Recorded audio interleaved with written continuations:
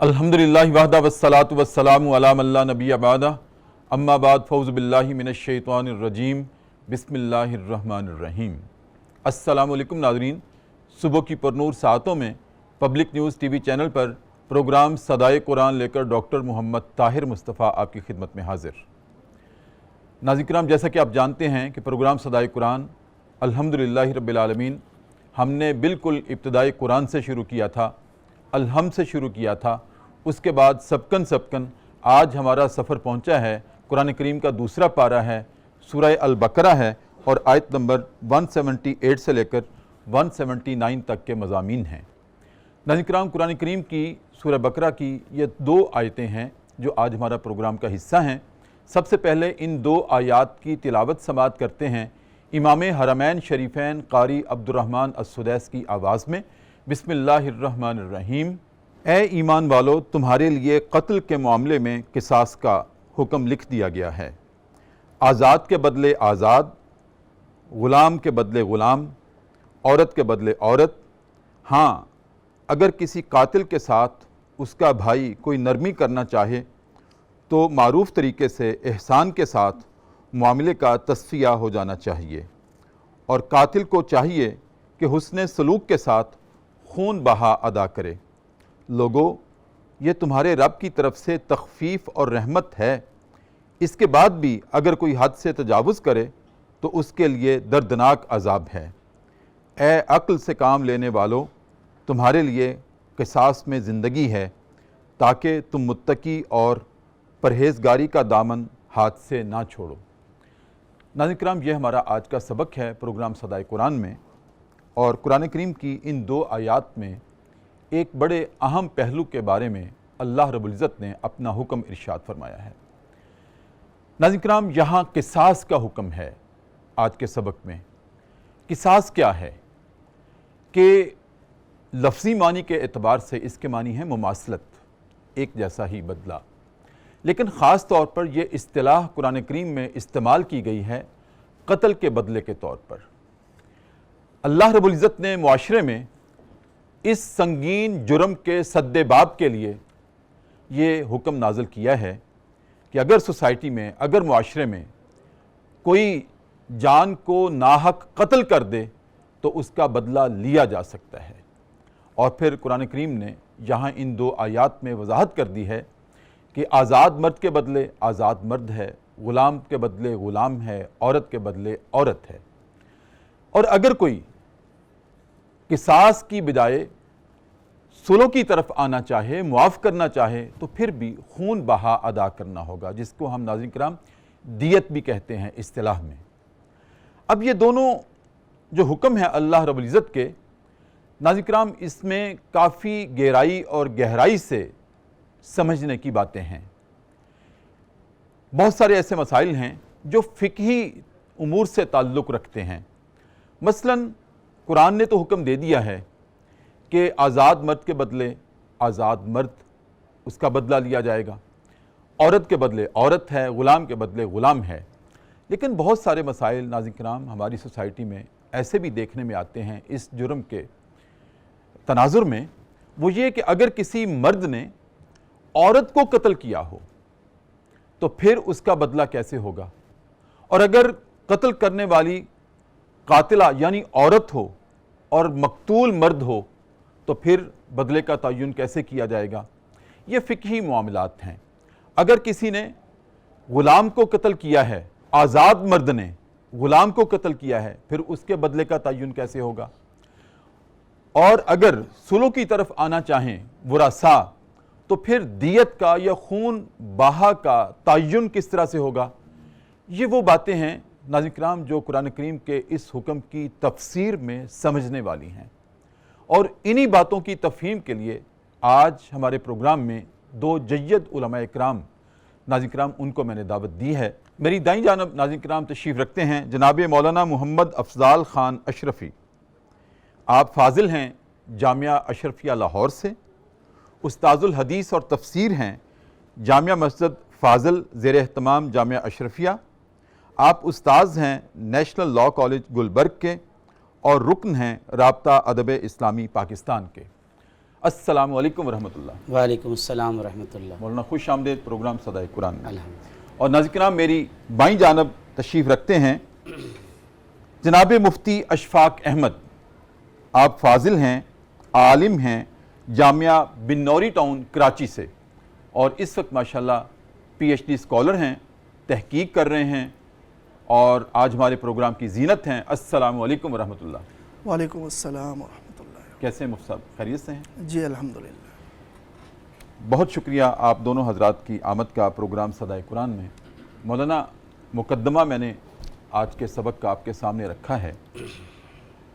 آپ چونکہ پہلی دفعہ تشریف لائے، ویسے میں روز عرض کرتا ہوں اگر آپ ہمارا پروگرام دیکھتے ہیں تو اس میں بھی آپ کو یہ محسوس ہو چکا ہوگا کہ پروگرام صدائے قرآن پبلک نیوز ٹی وی چینل کی طرف سے عامت الناس کے لیے، تفہیم قرآن کے لیے ایک ایسا تحفہ ہے کہ جس کو ہم نے الحمدللہ رب العالمین الحمد سے شروع کیا تھا۔ کوئی آیت، کوئی لفظ ہم مس نہیں کر رہے، سبکن لفظاً ہمارا سبق ہوتا ہے روز، اور آج ہم قرآن کریم کے دوسرے پارے پہ ہیں اور پہلا روبہ بھی ہم کراس کر چکے ہیں الحمدللہ، 5ویں 6ٹھے رکوع پہ آ گئے ہیں۔ آج جو آیات ہیں اس میں اللہ رب العزت نے قصاص کا حکم دیا ہے۔ بڑا اہم حکم ہے، اور اس میں بہت، میں نے عرض کیا تھا اپنے مقدمے میں کہ فقہی مسائل بھی ہیں، ان کا تعین بھی ہم کرنا ہے، کیسے ہوگا یہ آپ سے آج ہم رہنمائی لیں گے۔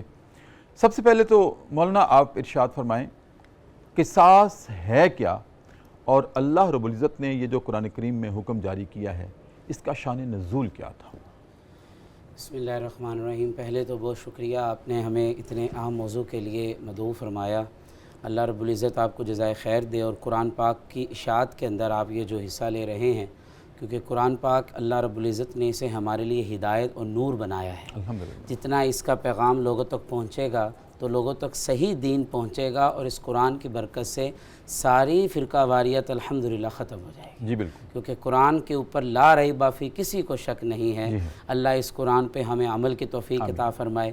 دوسرا جو آپ نے فرمایا قصاص کے بارے میں، تو یہ سورۃ البقرہ کیونکہ مدنی سورت ہے اور مدینہ منورہ میں یہ نازل ہوئی ہے، اور اس قصاص کی جو آیات ہیں اس کے شان نزول میں تفسیر ابن کثیر میں بھی اور مختلف مفسرین نے لکھا ہے کہ جناب رسول اللہ صلی اللہ علیہ وسلم سے پہلے اس علاقے کے اندر کچھ قبائل تھے، لڑائیاں ہوتی تھیں ان کی آپس میں، اور اس کے اندر جب بدلے کی باری آتی تھی تو افراط و تفرید تھا۔ قصاص تو تھا مگر ٹھیک طریقہ سے نہیں، جو مضبوط آدمی ہیں وہ اپنے مقتول کا بدلہ زیادہ لیتا تھا، اور جو کمزور ہے اس کو بدلہ دیا ہی نہیں جاتا تھا۔ مفسرین نے لکھا ہے کہ ایک قتل کے بدلے میں خاندانوں کو قتل کر دیا کے خاندان قتل، بلکہ وہ دیوان حماسہ ایک مشہور کتاب ہے شاعری کی، اس میں کچھ اشعار لکھے ہیں خاندان کے بارے میں کہ 40 سال تک ان کی جنگ چلتی رہی ایک دوسرے سے بدلہ لینے کے چکروں میں۔ تو اللہ رب العزت نے یہ آیت نازل فرمائی کہ بدلہ تو ہے، قصاص تو ہے، مگر اس قصاص کے اندر زیادتی نہیں ہے۔ بالکل۔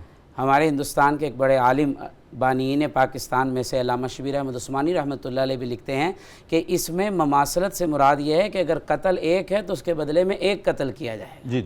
اگر اس قصاص کے اندر اس چیز کا اہتمام کرنا ضروری ہے، یہ نہیں ہے کہ زیادتی ہو جائے کہ وہ ایک عورت قتل ہوئی اس کے بدلے میں 10 بندے قتل کر دیے جائیں۔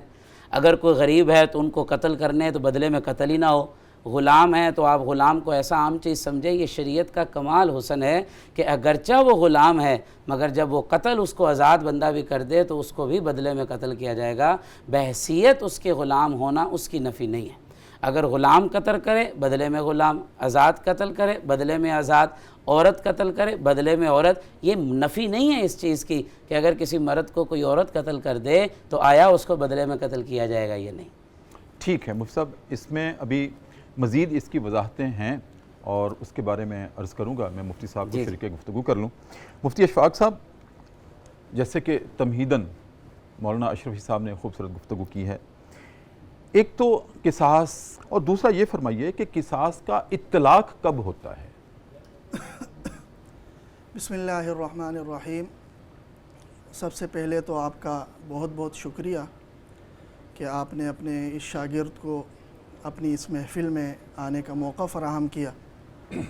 ناظرین کو میں تعارف کروا دوں کہ سر میرے استاد ہیں، اور یہ سر کا بڑا پن ہے کہ اپنے شاگردوں کو اپنے محفل میں آنے کا موقع فراہم کرتے ہیں، تو یہ ایک استاد کا ظرف جو ایک معاشرے میں استاد کا ہونا چاہیے، اس کے ایک عملی ثبوت ہیں۔ اللہ تبارک و تعالیٰ آپ کو جزائے خیر سے نوازے۔ مفتی صاحب، اگر میں نے اس گلشن میں یہ پودے لگائے ہیں اور اگر آج وہ سرسبز و شاداب ہیں تو استاد خوش ہوتا ہے جب اس کی خوشبو سے زمانہ معطر ہو۔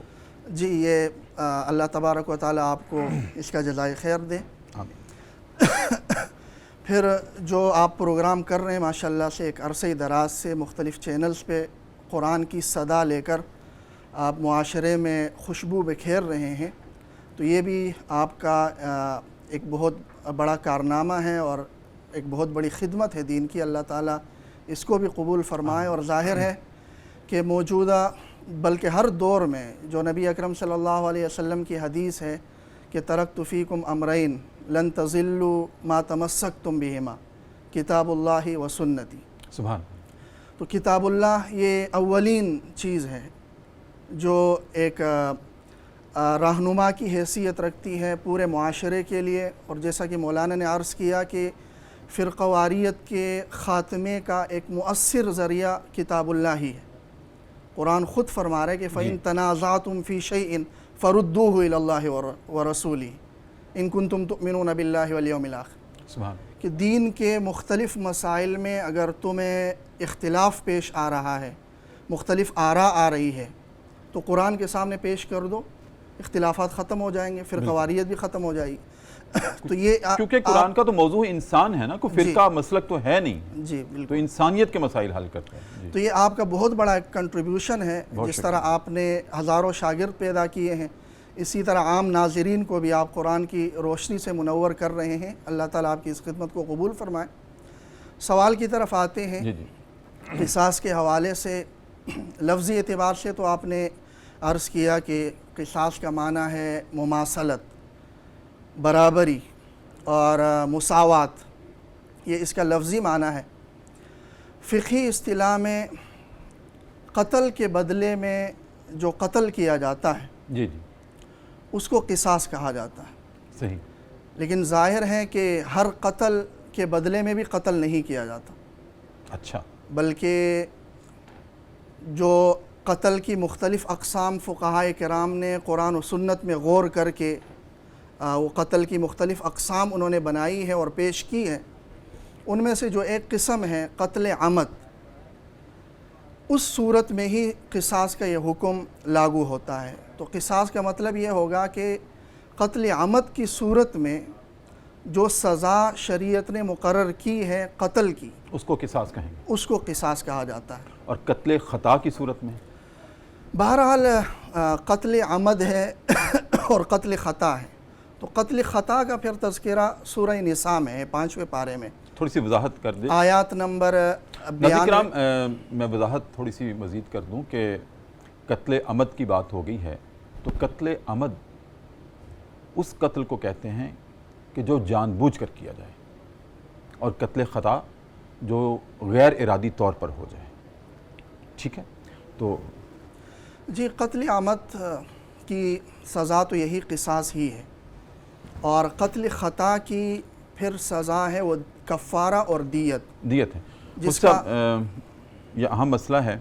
تو قتل خطا کی بات اور قتل عمد کی بات اور اس کا کفارہ اور اس کی دیت، ایک وقفہ ہے پروگرام میں، اور وقفے کے بعد دوبارہ انشاءاللہ آپ سے ہم کلام ہوتا ہوں۔ ناظرین کرام، پروگرام صدائے قرآن ہے اور بہت اہم ایشو ہے ہماری سوسائٹی کا کہ قتل و غارت گری جب ہوتی ہے تو قاتل دندناتے پھرتے ہیں اور مقتول انصاف کے لیے در بدر ٹھوکریں کھاتے پھرتے ہیں۔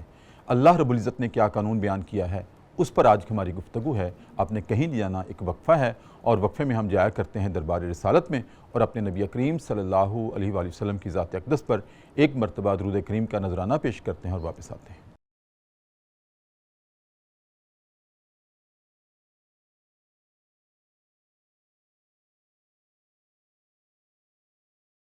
وقفے کے بعد ناظرین کرام دوبارہ آپ کی خدمت میں حاضر۔ پبلک نیوز ٹی وی چینل ہے، پروگرام ہے صدائے قرآن، صبح کی پر نور سے آتے ہیں، ہمارا لاہور سٹوڈیوز ہے، اور آج ہمارا سبق پہنچا ہے قرآن کریم کا دوسرا پارہ ہے، سورہ بقرہ ہے۔ آیت نمبر 178 سے لے کر 179 تک۔ ناظرین کرام، ان دو آیات میں اللہ رب العزت نے معاشرے میں پائے جانے والے ایک سنگین جرم، اس کا بدلہ، اس کا حکم دیا ہے، یعنی کہ قتل اور اس کے بدلے میں قصاص۔ اس پہ ہم گفتگو کر رہے ہیں، اور گفتگو کرنے کے لیے آج ہمارے مہمان ہیں جناب مولانا محمد افضال اشرفی اور جناب مفتی اشفاق احمد۔ ناظرین کرام، جیسے کہ انہوں نے بھی یہ اظہار کیا ہے، مجھے فخر حاصل ہے کہ دونوں علماء کرام میرے شاگرد ہیں الحمدللہ رب العالمین۔ انہوں نے ایم فل کی ڈگری جو ہے وہ میرے ساتھ مجھ سے پڑھ کے کی ہے، میری نگرانی میں کی ہے، اور آج ماشاءاللہ دونوں پی ایچ ڈی اسکالر ہیں، اور مجھے اس پر اعزاز اور فخر ہے کہ آج میرے لگے ہوئے پودے اتنے تناور ہو گئے ہیں کہ وہ گفتگو کر سکیں اور امت کی رہنمائی کر سکیں۔ مولانا، بات چونکہ شروع ہو گئی تھی قتل عمد کی اور قتل خطا کی۔ قصاص قتل عمد کی صورت میں ہے، جی، یعنی کہ جہاں جان بوجھ کر کسی جان کو قتل کیا گیا ہو۔ اب اس کا دوسرا پہلو یہ ہے کہ قتل عمد کے سلسلے میں یا قتل عمد کے بدلے میں تو اس کا بدلہ قصاص ہے، قتل خطا کا بدلہ کیا ہوگا، یہ ایک سوال باقی ہے اس کا جواب۔ لیکن اس سے پہلے آپ یہ ہماری رہنمائی فرمائیں ناظرین کی کہ جیسے قرآن نے تو یہ حکم دیا ہے، اور میں نے اپنے مقدمے میں بھی اس بات کو بیان کیا تھا کہ یہ پیچیدہ مسئلہ ہے، اس کو سمجھنا اور اس کی راہ نکالنا قرآن کے اجمالی حکم کی روشنی میں، کہ قرآن نے بیان کیا ہے آزاد مرد کے بدلے آزاد مرد، اس کو جی جی قتل کیا جائے یا سزائے موت دی جائے یا قصاص لیا جائے، اور عورت کے بدلے عورت ہے، غلام کے بدلے غلام ہے۔ میں نے عرض کیا تھا کہ صورتیں ہمارے معاشرے میں ایسی پیدا ہوتی ہیں کہ قتل کرنے والا تو مرد ہے اور مقتول جو ہو رہی ہے وہ عورت ہے، فائر کر دیا، ٹھیک ہے، اور عورت کو قتل کر دیا۔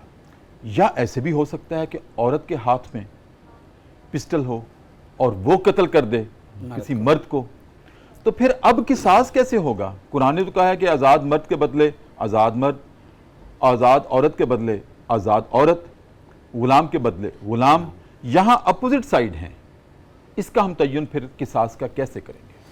استاذ محترم، آپ نے ماشاءاللہ اچھا جو سوال اٹھایا، اسی کے بارے میں کچھ عرض کر رہا تھا گزشتہ بھی کہ اس کے شان نزول کو دیکھا جائے، جی، کیونکہ قرآن پاک کو سمجھنے کے لیے جناب رسول اللہ صلی اللہ علیہ وسلم کا اس زمانہ کہ جس دور میں یہ قرآن پاک نازل ہوا ہے، اور قرآن پاک جن پہ نازل ہوا، جناب رسول اللہ صلی اللہ علیہ وسلم نے حضرات صحابہ کرام کے سامنے اس کی کیا شرح بیان کی۔ جی بالکل۔ تو اگر ہم اس میں جائیں تو تفاسیر میں یہ ہمیں ملتا ہے کہ جناب رسول اللہ صلی اللہ علیہ وسلم نے اس آیت کے اندر جو بیان کیا وہ تو شان نزول جو میں نے عرض کر دیا کہ وہ لوگ کیا کرتے تھے کہ ایک عورت کے بدلے میں 10 بندے قتل کر دیے، بلکہ زیادہ کر دیے، یا بعض اوقات مرد نے عورت کو مارا ہے تو اس کے بدلے میں اس مرد کو نہیں قتل کیا جاتا تھا یا عورت کو نہیں قتل کیا جاتا تھا، یا اسی طرح غلام ہے تو وہ عام سب ہے شخص، تو آزاد کے بدلے میں کئی غلام دے دیے کہ ہماری جان چھوٹ جائے۔ اس آیت میں تو یہ مفہوم بیان ہو رہا ہے۔ صحیح۔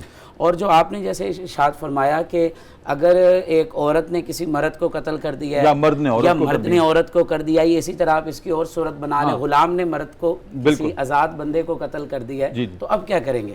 تو قرآن پاک میں سورۃ نحل میں بھی اور اس طرح اور بے شمار احادیث کے اندر اس کی وضاحت ملتی ہے کہ اگر کوئی عورت کسی مرد کو قتل کر دے اور وہ قتل عمد ہو، قتل کی 5 صورتیں لکھی ہیں فقہا نے۔ قتل عمد کے اندر ارادہ قتل ہے، جس سے اور انداز وہ ہے جس سے عام قتل کیا جاتا ہے، یہ چیزیں مکمل ہیں، تو اس عورت کو بھی بدلے میں قصاصاً قتل کیا جائے گا۔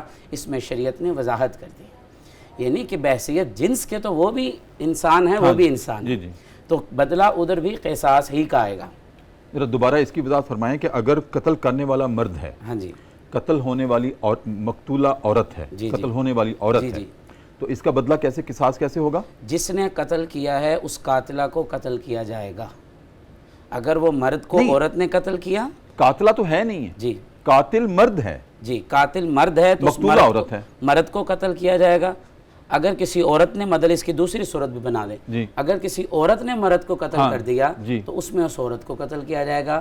مقصد یہ ہے کہ جو قتل کرنے والا ہے اسی کو بدلے میں قتل کیا جائے گا، اس کے علاوہ نہ اس پہ زیادتی ہوگی نہ اس کے بدلے کوئی اور ہے۔ یہ نہیں ہوگا کہ اگر قاتل مرد ہے جی جی مقتولہ عورت ہے تو ہم قاتل کے گھر میں سے کوئی دوسری عورت کو قتل کر دیں، اس کی اسلام اجازت نہیں دیتا، یہ کیٹیگوریکلی وضاحت ہونی چاہیے۔ واضح ہے۔ جی استاد ٹھیک جی اس موقع پر میں وہی سورہ مائدہ کی وہ آیت میرے خیال میں وہ اصول اور ضابطہ کی حیثیت رکھتی ہے، وَكَتَبْنَا عَلَيْهِمْ فِيهَا أَنَّ النَّفْسَ بِالنَّفْسِ، صحیح، ان النفس بالنفس، جی یہ ایک عام اصول ہے۔ یہ تو جیسے مولانا نے عرض کیا کہ یہ آیت تو ایک خاص پس منظر میں نازل ہوئی ہے اور ان کے نظریے کی تردید ہے، لیکن قصاص کا عام اصول پھر سورہ مائدہ کی آیت نمبر 45 میں ان النفس بالنفس، کہ جان کے بدلے جان، جان کے بدلے، چاہے قاتل مسلمان ہو، مقتول کافر ہو، یعنی ذمی ہو، حربی نہ ہو، جیسا کہ اس تفصیل میں آئی۔ یہ بھی بڑی اہم بات جی ہے۔ یہ بھی ایک اہم بات ہے کہ ہم یہ تو تذکرہ کرتے ہیں کہ ہاں مسلمان نے مسلمان کو قتل کیا تو قصاص ہے، یہ ہم بھول جاتے ہیں کہ کوئی مسلمان کسی کافر کو قتل کر دے، غیر مسلم کو اس میں کر دے، غیر مسلم کو قتل کر دے تو اس میں قرآن کیا کہتا ہے، یا ہماری شریعت کیا کہتی ہے؟ شریعت کیا کہتی ہے؟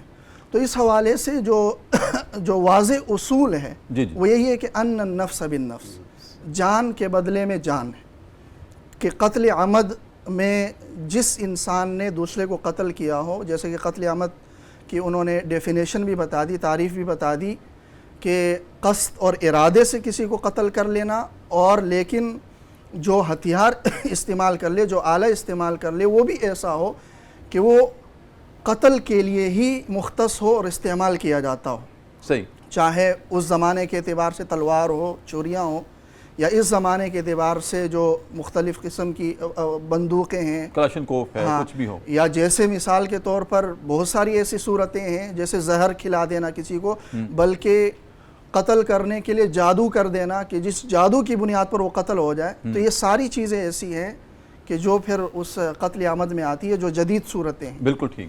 تو بہرحال وہی ہے کہ اصول ان النفس بالنفس کا ہے، جان کے بدلے جان۔ ہاں یہ ہے کہ جو غیر مسلموں کی پھر مختلف کیٹیگریز ہے اس پر پھر بات کی جا سکتی ہے کہ ہاں غیر مسلم جو حربی ہو اس کی جان کی تو حفاظت شریعت میں نہیں ہے، ظاہر ہے کہ وہ ایک ایسے اس میں ہے، موڑ پر ہے کہ جس نے مسلمانوں کو ختم کرنے کا تہیہ کیا ہوا ہے اور مسلمانوں کے خلاف وہ ہتھیار اٹھایا ہوا ہے، وہ ایک حربی کافر ہے، تو اس کے لیے احکامات الگ ہیں۔ لیکن جو ذمی ہے اس زمانے کے اعتبار سے، آج کل تو ذمی کہیں پر موجود ہی نہیں ہے، جتنے بھی ہیں جو مسلم ریاستوں میں رہنے والے وہ سارے معاہد ہیں، جیسے پاکستان میں آسان الفاظ میں ہمارے ناظرین کے لیے وضاحت کر دیں کہ ذمی کسے کہتے ہیں، حربی کسے کہتے ہیں؟ جی استاد محترم، ذمی تو وہ غیر مسلم ہیں جو اسلامی ریاست میں رہتا ہو، اسلامی ریاست کے ساتھ اس کا یہ معاہدہ ہوا ہو کہ ریاست اس کے جان، مال، عزت، اس کے سارے حقوق ادا کرے گی، وہ اس کا جزیہ دے گا۔ جی وہ اس کا جزیہ ادا کرے گی، جیسے مسلمان زکوٰۃ ادا کرتے ہیں اور اسلامی ریاست کو، بیت المال کو۔ یہ نہیں کہ جزیہ بھی صرف غیر مسلموں پر ہے، ایک ٹیکس لاگو کیا اور مسلمان چھوٹے ہوئے ہیں، ایسا بھی نہیں ہے۔ مسلمان زکوٰۃ ادا کرتے ہیں کیونکہ وہ مسلمان ہیں، تو ثواب کا ایک فیکٹر بھی ان کے اندر ہوتا ہے جو زکوٰۃ کی صورت میں ہے، لیکن وہ نظام زکوٰۃ کی صورت میں ہونا چاہیے۔ جی، اور وہ جو ہے نا جو ذمی ہے وہ پھر جزیہ کی صورت میں، تو یہ ذمی ہے۔ اور ایک معاہد یہ ہے کہ وہ اس کی حیثیت ذمی کی نہیں ہوتی ہے، وہ کسی ایسے خطے میں ہو جہاں مسلمان اور غیر مسلم نے مل کر اس خطے کے لیے جد و جہد کا عہد کیا ہو، جیسے پاکستان ہے کہ اس میں غیر مسلم ہیں اور مسلمان ہیں، انہوں نے مل کر اس کے لیے جد و جہد کی، یا یہ کہ پاکستان میں رہنے والے غیر مسلم یا اقلیتیں وہ ذمی نہیں ہیں، وہ معاہد ہیں، معاہد ہیں۔ جی، اور ظاہر ان العہد کان مسئولا، قرآن کا واضح اعلان ہے کہ عہد کی کتنی پاسداری ہونی چاہیے یہ تو ہم پر مخفی نہیں ہے، اور نبی اکرم صلی اللہ علیہ وسلم نے اور خلفائے راشدین نے اس کی کیا مثالیں دی ہیں دنیا کو، یہ ہمارے سامنے ہونی چاہیے۔ بلکہ وہ ہمارے تو پاکستان کے پرچم کے اندر بھی دو رنگ اسی بات کی دلیل ہے کہ ہم نے ابتدا اکٹھی کی تھی، اور ہم نے ہی ان سے طے کیا ان کے تھا، حقوق کو رسپیکٹ دی، ان اپنے کے پرچم حقوق میں بھی رسپیکٹ دی. اتنی رسپیکٹ دیا کہ پرچم میں لگا دی کہ سب دیکھ لیں کہ ہم ان کے ساتھ چلیں گے اور تمام قوانین میں ہم اکٹھے ہیں. ہم جس طرح مسلمان کی جان کی حفاظت کرتے ہیں اسی طرح غیر مسلم جو ہمارے ساتھ ہے ہم اس کی بھی حفاظت کرتے ہیں. بالکل ٹھیک ہے. ناظرین کرام، یہاں میں مزید اپنے علماء کے جو آراء ہیں اور جو فقہی امور انہوں نے بتائے ہیں ان کی روشنی میں یہاں عرض کروں گا کہ بڑی اہم بات ہے، بڑا اہم پیغام ہمارے اس پروگرام صدائے قرآن سے بھی جاری ہونا چاہیے کہ یہ جو واقعات ہو رہے ہیں جیسے جڑاوالا میں ہوا یا اور دوسرے شہروں میں، جس طرح کہ ہم ایک حرب کی صورت اختیار کر جاتے ہیں، تنازعات ہمارے مسلمانوں اور غیر مسلموں کے درمیان، اور اس میں اگر غیر مسلموں کا نقصان ہو جائے تو اسلامی ریاست پابند ہے ان کو احترام دینے کی، ان کو عزت و وقار دینے کی، ان کو حقوق دینے کی، اور ان کے جان مال اور عزت وقار سب کی حفاظت اسلامی ریاست اپنے ذمہ لیتی ہے. اور ہمیں اس پہ فخر ہے کہ بحیثیت انسان وہ اسلامی ریاست میں رہتے ہیں. ہاں، ان کی کمیونٹی میں ان کو آزادی حاصل ہے، وہ جس طرح مرضی اپنی عبادت کریں، جس طرح سے مرضی اپنے رسوم ادا کریں، لیکن من حیث القوم اور وطن عزیز میں رہتے ہوئے معاہد ہیں. وہ ہمارے اوپر ان کا فرض ہے کہ ان کی جان مال کی حفاظت کی جائے، اور ہم اس پہ بہت ہی اپنا فخر اور افتخار محسوس کرتے ہیں. دوسری بات یہ ہے کہ مفتی صاحب آپ نے اپنی گفتگو میں ایک بڑی اہم بات کہہ دی ہے، اور اس کی وضاحت میں چاہتا ہوں ہمارے ناظرین شاید اس کا اشتیاق بھی رکھیں گے اور ان کے ذہنوں میں سوال بھی ہوگا. آپ نے کہا کہ قتل بے شک آلائے قتل سے کیا جائے، جو ماڈرن ہتھیار ہیں ان سے کیا جائے، اس میں پسٹل ہے، بندوق ہے، کلاشن کوف ہے، یا کسی اور طریقے سے زہر دے کر مار دیا جائے، یا آپ نے کہا تھا جادو کر کے بھی مار دیا جائے تو اس کا بھی بدلہ ہوگا، النفس بالنفس. ٹھیک ہے، لیکن اس کا تعین کیسے ہوگا؟ ایک شخص ہے غیر محسوس انداز سے کسی کو زہر دے رہا ہے اور وہ قتل ہو گیا، ہم اس کا تعین کیسے کریں گے؟ اور جو جادو کی آپ نے بات کی تھی، ہم اس پہ ہم نے 6 پروگرام کیے ہیں، ایک آیت سے 2 آیات سے ہم نے 6 پروگرام کیے ہیں، اور کوشش کی تھی کہ کوئی بھی پہلو اس کا مخفی نہ رہ جائے. لیکن آج جہاں ایک اور پہلو آپ نے سامنے لا دیا وہ یہ ہے کہ اگر قاتل جو ہے جادو کے ذریعے سے کسی کو مار دے، اس کا تعین مفتی صاحب کیسے ہوگا؟ پھر اس کی سزا کیسے ہوگی؟ اس کا قصاص کیسے ہوگا؟ جی استاد محترم، کسی بھی جرم کے ثبوت کے لیے تو قرآن و سنت میں ایک واضح اصول ہے صحیح، کہ یا تو یہ ہے کہ وہ مجرم خود اقرار کر لے، اس سے وہ جرم یا تو ثابت ہوتا ہے، یا یہ ہے کہ شرعی گواہ اس کے جرم پر قائم ہو جائے تو اس سے وہ جرم ثابت ہوتا ہے. تو جادو کی صورت میں تو ظاہر ہے یہ سوال ہے کہ جادو تو ایک ایسا مخفی عمل ہے جی، کہ اس پر اطلاع پانا مشکل ہے.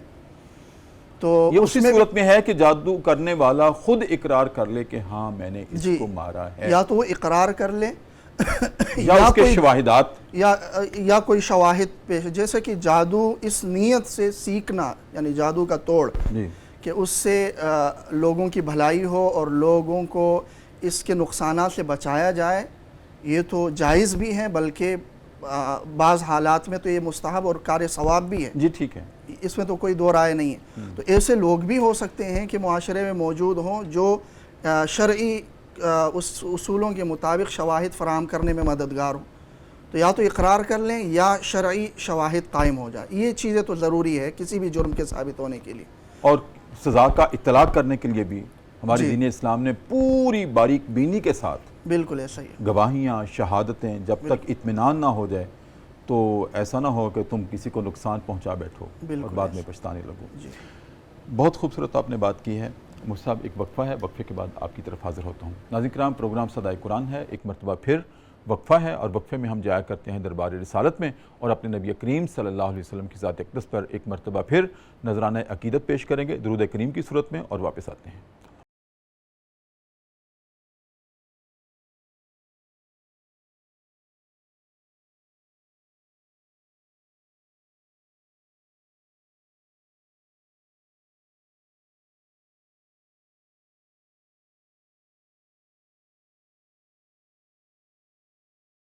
وقفے کے بعد ناظرین کرام دوبارہ آپ کی خدمت میں حاضر ہیں۔ پبلک نیوز ٹی وی چینل ہے، صبح کی پرنور ساعتیں ہیں، ہمارا پروگرام ہے صدائے قرآن، اور آج ہمارا سبق پہنچا ہے سورہ بقرہ کی آیت نمبر 178 اور 179، جس میں اللہ رب العزت نے قصاص کا حکم دیا ہے۔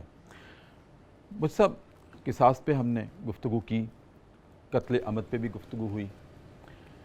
اب سوال یہ ہے کہ قتل خطا کیا ہے اور اس کا بدلہ کیا ہے، دیت یا خون بہا؟ اس کا تعین ہم کیسے کریں گے خون بہا کا؟ قتل کی جیسے میں نے ابتدا میں عرض کیا تھا کہ 5 اقسام ہیں۔ وہ 5 ذرا گنوا دیں ہم۔ قتل ایک تو قتل عمد ہے، ٹھیک ہے، ایک قتل شبہ عمد، اچھا، اور ایک قتل خطا، ایک نمبر 4 پہ قائم مقام خطا، اور 5 ہے قتل سبب۔ آپ جلدی سے ان کی وضاحت بھی اب فرما قتل دیں۔ عمد تو جان بوجھ کے اعلی قتل جی کے ساتھ اور ارادہ قتل کے ساتھ اور قتل شبہ کیا جائے۔ شبہ عمد میں یہ ہے کہ اعلی قتل نہیں استعمال کیا، اور جو ہے بذاتہ اس نے اس انداز سے قتل کیا ہے کہ وہ اعلی قتل تو نہیں ہے جس سے عام مارا جاتا ہے، مگر ارادہ قتل ہے۔ یہ وہی بات جو ابھی ہم کر رہے تھے مفتی صاحب کے ساتھ کہ دوسرے کسی انداز کے ذریعے، زہر کے ذریعے، زہر تو عام مرتا ہی ہے بندہ، جس کو زہر دینا مقصود مر جاتا ہے۔ مثال کے طور پر ایسی صورت استعمال کی، ایسی سر کے اوپر کوئی چیز ماری جس سے عام بندہ مرتا نہیں ہے، مگر اس نے اس انداز میں ماری کہ بندہ مر گیا۔ یہاں اس کا ارادہ نہیں تھا، ارادہ ہے اور مارنا بھی چاہتا ہے، مگر وہ اعلی قتل استعمال نہیں کرنا چاہتا۔ اچھا، وہ اس انداز میں مارنا چاہتا ہے کہ بندہ بھی مر جائے اور میرے پہ قتل عمد بھی نہ آئے، اور میں اعلیٰ قتل بھی استعمال نہ کروں، میں پستول نہ استعمال کروں، میں چھری نہ استعمال کروں، مگر ارادہ قتل ہے۔ ٹھیک ہے، آگے۔ تو اس کے اندر جو ہے قصاص نہیں ہے، اس کے اندر دیت بھی ہے، اور اس کے اندر جو ہے کفارہ بھی ہے اور گناہ بھی ہے۔ اور جو تیسری صورت بیان کی قتل خطا، قتل خطا غلطی سے مار رہا ہے، مثال کے طور پر تیر مارا، گولی ماری اس نے سامنے ہرن کو، اور وہ غلطی سے انسان کو لگ گئی، تو یہ غلطی سے ہوا ہے، خطا ہوئی ہے، اس پہ عند اللہ وہ گناہ نہیں ہے، قصاص بھی اس پہ نہیں ہے، اس پہ دیت ہے، اس پہ دیت ادا کرے گا۔ اور اسی طرح قتل شبہ عمد ہے اور قتل سبب ہے۔ اور شبہ عمد یہ ہے کہ اس کا خطا بھی نہیں، کوئی گولی نہیں چلائی، آرام سے، مثال کے طور پر جیسے پچھلے دنوں کیس آیا تھا کہ ایک شخص بیڈ پہ سویا ہوا ہے اور بھاری جسم کا ہے، نیچے کوئی اور سویا ہوا ہے کمزور آدمی، وہ اوپر سے گرا اور نیچے گرا اور وہ مر گیا۔ اب نہ اس کی نیت ہے، نہ اس کا ارادہ ہے، نہ اس نے وہ آلہ استعمال کیا ہے، نہ اس طرح کوئی مرتا ہے یہ۔ اور چوتھی قسم سبب ہے کہ اس نے ایسے حالات پیدا کر دیے کہ کنواں کھود دیا کہ اس کو اس شبے میں ڈالا اور وہ وہاں سے گزرا اور گرا اور مر گیا، تو یہ قتل سبب ہے۔ قصاص صرف پہلی صورت میں ہے، کیونکہ جیسے ابھی آپ بات فرما رہے تھے کہ شریعت نے اتنے اصول بنائے، یہ نہیں ہے کہ ہر کسی کو آپ، بعض لوگ کہتے ہیں جی ان قوانین کو غلط استعمال کیا جائے گا، اگر شریعت کے مطابق چلا جائے تو غلط استعمال کیسے ہو سکتا ہے؟ ہو ہی نہیں سکتا کہ 100% جب تک قطعی طور پہ ثابت نہ ہو جائے قتل عمد، اس وقت تک قصاص نہیں ہے۔ ہمارے دین اسلام نے تو میکسیمم حد تک بچایا ہے۔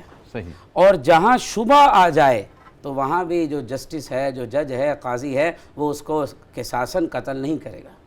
اور اب جو دیت ہے، اس دیت کے اندر جو 10,000 درہم کی مقدار ہے، جسے اگر آج کل ہمارے ہاں سونا تولے کے حساب سے ہوتا ہے، تو چاندی کی جو مقدار ہے وہ 2,624 تولے چاندی بنتی ہے۔ سونا کتنا بنتا ہے؟ سونا جو ہے وہ اس سے کم بنے گا، ظاہر ہے سونا مہنگا ہوتا ہے، مگر یہ درہم زیادہ ہمارے ہاں جو رائج ہوتی ہے وہ چاندی کی قیمت کو کیا جاتا ہے۔ اچھا، اب اس کے اندر بھی اللہ نے کتنی سہولت پیدا کر دی، اور آگے قرآن میں کہہ رہے ہیں کہ یہ اللہ کا تم پہ احسان ہے۔ بالکل، اگر دیت کی نہ ترتیب ہوتی تو تمہیں قتل ہونا پڑتا۔ اب اس میں دیت اگر مثال کے طور پر قتل عمد بھی ہے، ایک آدمی کو قتل عمد کر دیا گیا، اب اس قاتل کے نے جب قتل کیا تو مقتول جسے قتل کیا گیا اس کے 3 بھائی وارث ہیں، 3 بھائیوں میں سے تینوں نے کہا ہم نے قتل کے بدلے قصاص ہی لینا ہے، پھر تو قصاص ہے۔ اگر ایک نے بھی کہا کہ ہم دیت پہ راضی ہیں، میں قصاص نہیں لینا چاہتا، تو شریعت کہتی ہے اب قصاص ساقط ہو گیا، اب باقیوں کو بھی اس کے بدلے میں دیت دی جائے گی۔ اور دیت کے اندر جو کل دیت ہے وہ بھائیوں پہ تقسیم ہو جائے گی۔ اچھا، ایک صورت ایسی بھی ہو سکتی ہے کہ مارنے والے قاتل 3 ہوں، جی، قاتل 3 ہوں، جی، اور تینوں اس عمل میں وہ مشغول ہوں، برابر کے شریک ہوں، اور قتل ہونے والا ایک ہو، تو ان کو برابر جو ہے سزا دی جائے گی۔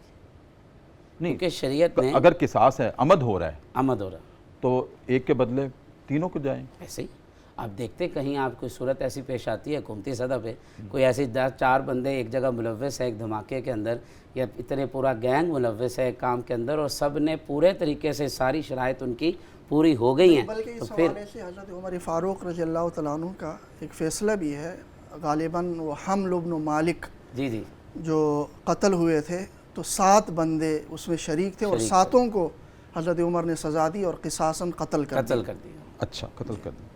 مفتی صاحب ایک اور بھی ہے کہ اگر ایک شخص کسی کو قتل کرنے کے لیے کوشش کرتا ہے لیکن وہ بندہ قتل تو نہیں ہوتا، مثلا اس نے شوٹ کرنا چاہا گولی سے، وہ مرا تو نہیں لیکن وہ اپاہج ہو گیا، گولی ایسی جگہ لگی ٹانگ ڈیمیج ہو گئی، بازو ڈیمیج ہو گیا، کوئی اور چیز جسم کی ڈیمیج ہوگی، پھر قصاص کیا ہوگا؟ یہ استاد جی قصاصی اعضاء کہلاتا ہے، جو سورہ مائدہ کی اسی آیت نمبر 45 میں جس کا ذکر ہے کہ وَكَتَبْنَا عَلَيْهِمْ فِيهَا أَنَّ النَّفْسَ بِالنَّفْسِ وَالْعَيْنَ بِالْعَيْنِ وَالْأَنْفَ بِالْأَنْفِ وَالْأُذُنَ بِالْأُذُنِ وَالسِّنَّ بِالسِّنِّ وَالْجُرُوحَ قِصَاص، سارے اعضاء یہ بھی مماثل ہے، برابر ہے۔ صحیح۔ تو اس حوالے سے پھر شرعی اصول یہ ہے کہ کسی انسان کا کوئی ایسا عضو تلف کر دینا کہ اس عضو سے جو فائدہ اور منفعت حاصل کی جاتی ہے وہ مکمل طور پر ختم ہو جائے جی، یا اس کے حسن میں فرق آ جائے، اچھا، تو اس کی کامل دیت شریعت نے متعین کی ہے۔ مثلا آنکھ آپ نے پھوڑ دی یا دانت آپ نے توڑ دیا یا ناک آپ نے کاٹ دی اس کی یا کان آپ نے کاٹ دیا، تو یہ ایک پورا عضو ہے، اس عضو کو آپ نے تلف کر دیا ہے، اب اس کا تو بدلہ اس کیا کا ہوگا؟ مکمل دیت ہے اس کی۔ اچھا، مکمل دیت؟ جی، مکمل دیت اس کی وصول کی جائے۔ لیکن اگر یہ عمدن ہے تو ظاہر ہے وہاں پر عمد کی صورت میں تو وہی ہے کہ اس کا قصاص لیا جائے گا، لیکن ایسی صورتوں میں قصاص میں یہ چیز بنیادی اہمیت رکھتی ہے کہ اس میں مماثلت ہونی چاہیے، تو ان اعضاء میں بعض اوقات مماثلت ممکن نہیں ہوتی، کسی نے جیسے آنکھ مثال پھوڑی کے ہے، طور پر آنکھ ہے تو اسی طرح آنکھ کا پھوڑ دینا اور کہ اس سے نہ زیادہ زخم ہو نہ کم زخم ہو، یہ بعض اوقات بہت مشکل ہوتا ہے۔ جی، اگرچہ حکم تو یہی ہے کہ جیسا کیا ہے ویسے ہی، جیسا کہ ایک روایات میں آتا ہے ایک بچی تھی، اس کو آپ صلی اللہ علیہ وسلم نے دیکھا کہ اس کا سر کسی نے کچلا ہوا تھا لیکن ابھی وہ فوت ہوئی نہیں تھی، سر پہ کسی نے پتھر مارا تھا، اس سے جب آخری سانسیں تھی آپ صلی اللہ علیہ وسلم نے پوچھا، دریافت کیا قاتل کا نام، تو اس نے بتا دیا، تو آپ نے اس قاتل کے ساتھ ویسے ہی کیا کہ اس کا سر پھوڑ دیا اور اس کے سر پہ وہ مار دی۔ خیر وہ قصاص بالنفس ہے، وہ تو اتنا مسئلہ نہیں ہوتا، لیکن اعضاء کے قصاص میں ایک بنیادی چیز یہ ملحوظ ہونی چاہیے کہ وہاں پر کوئی زیادتی نہ ہو، ورنہ پھر قصاص کا جو حکم ہے اس پر عمل نہیں ہو سکے گا۔ تو اگر آپ نے جیسے خود ہی کہا کہ اگر کسی نے آنکھ پھوڑ دی، اب کسی کی آنکھ پھوڑی جائے، آنکھ پھوڑتے ہوئے اس کا دماغ بھی ڈیمیج ہو جائے، بالکل ایسا ہو سکتا تو پھر اس صورت میں دیت ہوگی اور دیت پوری، اور یہ تمام فیصلے دیت کے یا قصاص کے انسان فردی بنیاد پر نہیں کر سکتا، قاضی القضات کرے گا اور عدالت کرے گی، عدالت کرے گی، ذاتی طور ما برائے عدالت کچھ قصاص نہیں ہوگا، کیونکہ اسلام ایک رائج مذہب ہے، باقاعدہ نظام ہے، عدالتی نظام، تو شریعت یہ کبھی بھی نہیں کہتی کہ عوام قانون کو ہاتھ میں لے جی، آج خود آپ قصاص کا نہیں لے سکتے، فیصلہ نہیں کر سکتے، اگر جج غلط بھی فیصلہ کر رہا ہے، اس کے پاس گواہیاں پوری نہیں ہوئی، آپ سمجھتے ہیں کہ بھئی ہم مظلوم ہیں، ہمیں ہمارا حق نہیں ملا، وہاں گواہ پورے نہیں ہوئے تو ہم خود قانون کو ہاتھ میں لے لیں، تب بھی شریعت اجازت دیتی، کیونکہ ہمارے ہاں اسلام میں قرآن نے جگہ جگہ بیان کیا ہے آپ شریعت کے مطابق چلو، اگر آپ کے ساتھ کمی پیشی ہے تو قیامت تو ہے نا۔ صحیح۔ اس سے ایک چھوٹا سا مسئلہ اور جاتے جاتے، قتل عمد ہوا ہے، ورثاء معاف کرنے کے لیے تیار ہیں، معافی ہو جائے گی؟ جی، یہ قصاص یہ حقوق العباد، اس میں حق العبد غالب ہے۔ اچھا، کیونکہ جتنے بھی جو شریعت نے سزائیں تجویز کی یا مقرر کی ہے وہ ایک تو محدود ہے، زیادہ ہے بھی نہیں، جیسے کہ ایک تو قصاص ہے اور پھر اس کا ثبوت کن شرائط کے ساتھ ہے وہ بھی ہمارے سامنے ہے، اس کے علاوہ حد سرقہ ہے اور حد زنا ہے اور وغیرہ جو 4-5 ہیں، اس کے علاوہ تعزیرات ہیں، تو یہ ہیں کہ یہ جو قصاص ہے اس میں حق العبد کو شریعت نے غالب قرار دیا، یعنی بندے کا حق غالب ہے. سبحان اللہ. اس میں اگرچہ اللہ کا بھی حق ہے کہ وہ گنہگار ہے، لیکن بندے کا حق اس میں غالب ہے. پورا اختیار اس میں ورثاء کو ہے کہ وہ چاہے تو قصاص لے لیں، چاہے تو کسی معاوضے پر مصالحت خون بہا لے لیں، چاہے تو معاف کر دیں، چاہے تو معاف کریں. بالکل ٹھیک. لیکن اس میں ایک چیز لازمی ہونی چاہیے جو ہمارے معاشرے میں اس کا غلط استعمال ہو رہا ہے، وہ یہ کہ عموماً جو طاقتور طبقہ ہوتا ہے وہ مصالحت کر لیتا ہے جو مقتول کے ورثاء سے، لیکن وہ ایک خاص پریشر ڈال کر، ہاں وہ نہیں، وہ صورت نہیں ہونی چاہیے. پھر حکومت کی ذمہ داری ہے کہ وہ وارثین کو تحفظ فراہم کرے تاکہ یہ چیز نہ ہو. مجھ صاحب بہت شکریہ آپ کی آمد کا. آپ کا بھی بہت شکریہ. انشاءاللہ آپ پروگرام کا حصہ ہیں اور آئندہ بھی آپ کو زحمت دیتے رہیں گے. مولانا آپ کی آمد کا بہت شکریہ.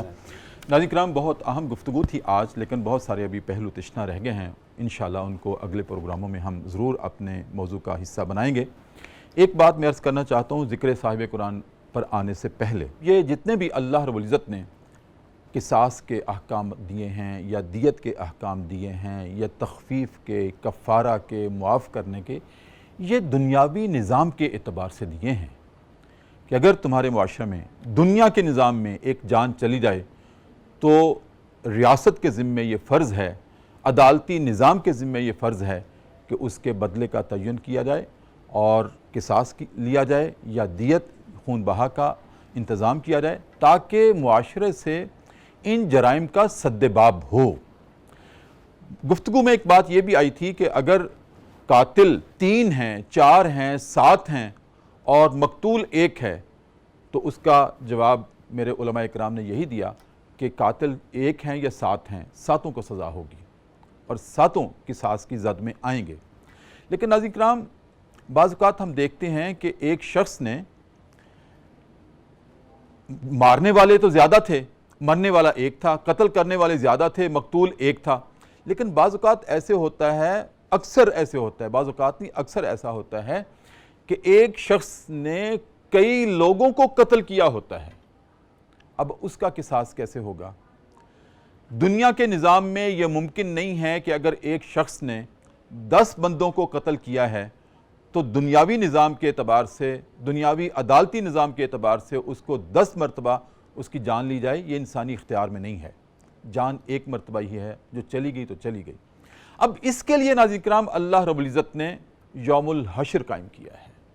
قیامت کے دن کی فلسفی یہ ہے، میزان عدل کی فلسفی یہ ہے کہ جن کا بدلہ دنیا کے نظام میں نہیں چکایا جا سکتا تھا، اللہ عادل ہے، وہ لازمی طور پہ عدل ہوگا، بے شک یوم محشر ہی ہو.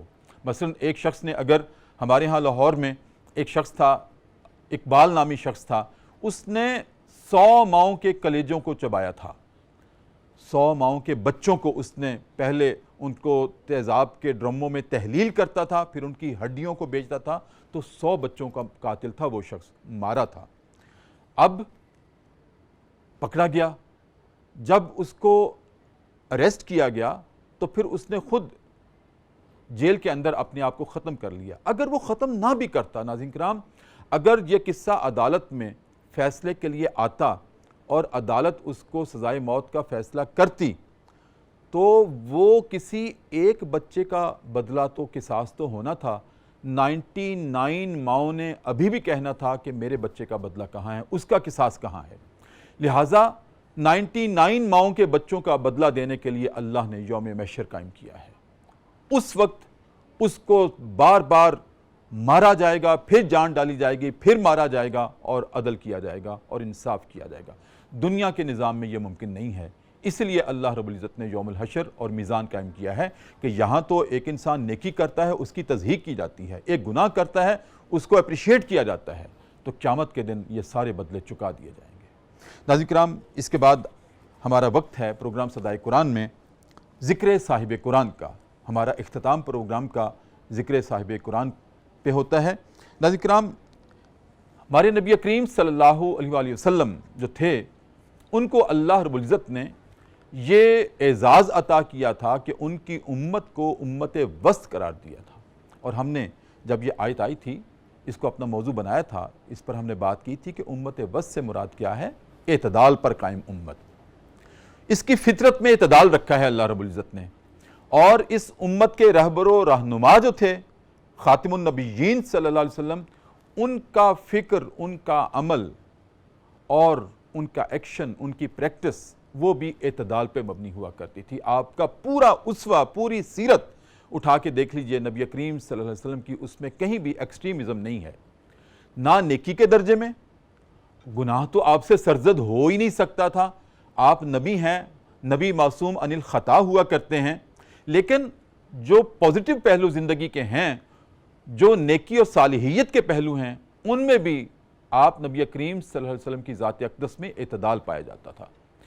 اور یہ ہمارا جو دین ہے، یہ صرف یہ نہیں ہے کہ صرف ایک طرف مذہبی معاملات میں ایکسٹریمزم اس میں ہو یا دنیاوی معاملات میں ایکسٹریمزم اس میں ہو، ہرگز ایسا نہیں ہے۔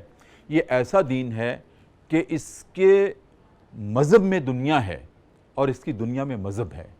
یہ دین ہے، اور دین فل پیکج کا نام ہے جس میں مذہب بھی آتا ہے اور دنیاوی معاملات بھی آتے ہیں۔ اس لیے ناظرین کرام، اللہ رب العزت نے ہمیں دعا سکھلائی ہے قرآن کریم میں، ربنا آتنا فی الدنیا حسنۃ وفی الآخرۃ حسنۃ وقنا عذاب النار۔ دیکھیں یہاں پر پرائورٹی دنیا کی ہے سب سے پہلے۔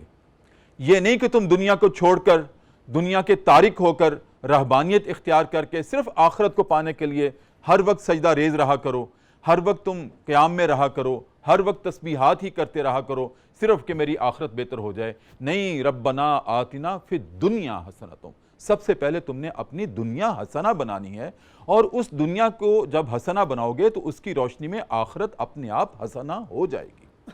ناظرین کرام، جیسے کہ ایک پروگرام میں نے عرض کیا تھا کہ نبی کریم صلی اللہ علیہ وسلم کی خدمت میں حضرت عبداللہ بن عامر بن العاص رضی اللہ تعالیٰ عنہ نے اجازت چاہی تھی کہ یا رسول اللہ، میرے ماں باپ آپ پہ قربان ہوں، میں ہر روز روزہ رکھنا چاہتا ہوں۔ آپ نے منع کر دیا کہ نہیں، تمہارے جسم کا تمہارے اوپر حق ہے، ہر روز روزہ نہیں رکھنا، میں تم سب سے زیادہ اللہ سے ڈرنے والا ہوں۔ ایک صحابی نے کہا، یا رسول اللہ، میں کسی غار میں اعتکاف کرنا چاہتا ہوں ساری عمر، اور وہیں بیٹھ کر اللہ کو راضی کرنا چاہتا ہوں۔ تو آپ نے اس سے منع کیا کہ تمہارے بیوی بچوں کے حقوق کون پورے کرے گا، اقارب کے حقوق کون پورے کرے گا، تم کماؤ گے کیسے اگر غار میں جا کے معتکف ہو گئے۔ تو ناظرین کرام، ہمارا دین اسلام میانہ روی، اعتدال کو پسند کرتا ہے، اور ہمارے نبی کریم صلی اللہ علیہ وسلم کا اسوہ بھی یہی ہے۔ آپ رات کو قیام بھی کرتے تھے، آپ استراحت بھی فرماتے تھے، آرام بھی کرتے تھے، سوتے بھی تھے، جاگتے بھی تھے، آپ پھر ریاست کے امور سر انجام دیتے تھے، آپ پیغمبرانہ مشن اس کو سر انجام دیتے تھے۔ اس سب کے ساتھ اللہ کی بارگاہ میں کھڑے بھی ہوتے تھے، نوافل بھی ادا کرتے تھے، استغفار بھی کرتے تھے، اور طویل قیام بھی کرتے تھے، سجدہ بھی کرتے تھے، سارا کچھ کرتے تھے، لیکن اس کے ساتھ دنیا کے تارک نہیں تھے۔ نہ ہی اللہ رب العزت نے ہمیں یہ حکم دیا ہے، نہ ہمارے رہبر و رہنما نبی کریم خاتم النبیین صلی اللہ علیہ وسلم نے ہمیں یہ کہا ہے کہ تم دنیا چھوڑ کر صرف ایک طرف لگ جاؤ۔ ناظرین کرام، اسی کے ساتھ آج کا پروگرام صدائے قرآن ہم ختم کرتے ہیں۔ اپنے میزبان ڈاکٹر محمد طاہر مصطفیٰ کو اجازت دیجیے، اپنا بہت خیال رکھیے، اللہ حافظ۔